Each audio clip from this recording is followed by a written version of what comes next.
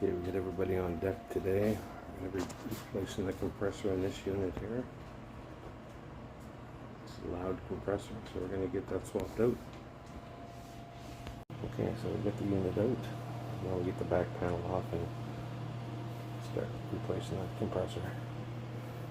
Okay, so prepping the new compressor. So I always like to sand these before I pull my plugs, just to keep any chance of grit going in there. And when I braze on my access port, I always want the compressor open. So I pulled that plug but taped it over and put a cap on this till we're ready, and then we should be good to go. Another thing is, before you pull the other compressor out, make sure you have the right compressor. Verify the number on the compressor, compare it to what's in the unit, just to be sure that it wasn't mispackaged and they sent you the wrong compressor. Okay, let's get the other one out. Here we get the old compressor out. So I'd like to try, if I can, cut the compressor out on these R600a units, if possible. Sometimes there's not enough line to do that. You have to sweat them out. So be sure you're doing proper sweep of nitrogen to get rid of that, any refrigerant that could be left in there, because it is flammable. And you need to make sure 100% you don't have any trapped refrigerant in there, or you're going to have a big surprise, especially on the high side. You want to be sure that that's not pressurized, so you got to follow proper procedures and practices so you don't learn that lesson. And also what I'd like to do is crimp these off before I put them back in the box. Sometimes bouncing around in the van, they get on their side, and you just don't want the oil to come out and leak in your van. It just makes a mess. So we'll get them crimped off, and we're getting the unit prepped for the delivery of the new compressor. Okay, so we're going to hit this steel line to copper. We're going to use the solder weld Silsol 56%.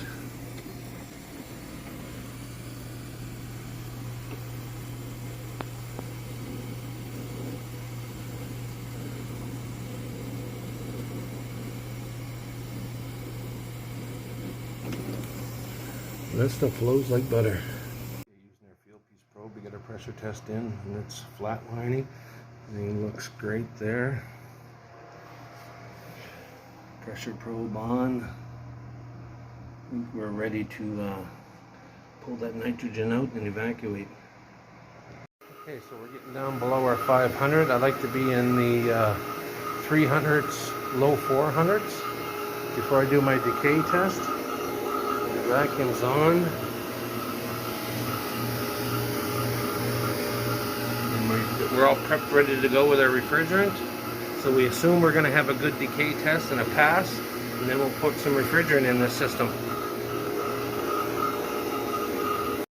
Okay, so now we have a quick little look at that. The compressor's in and running and charged up. You can definitely see we're moving heat through the lines that are inside the walls of the fridge. And we can go down and have a little look at the compressor. Nice warm condenser, so we know definitely we're moving heat and things look good. Now we'll just do a quick scan of the evaporator, check some temperatures there, but I'm sure we're good to go.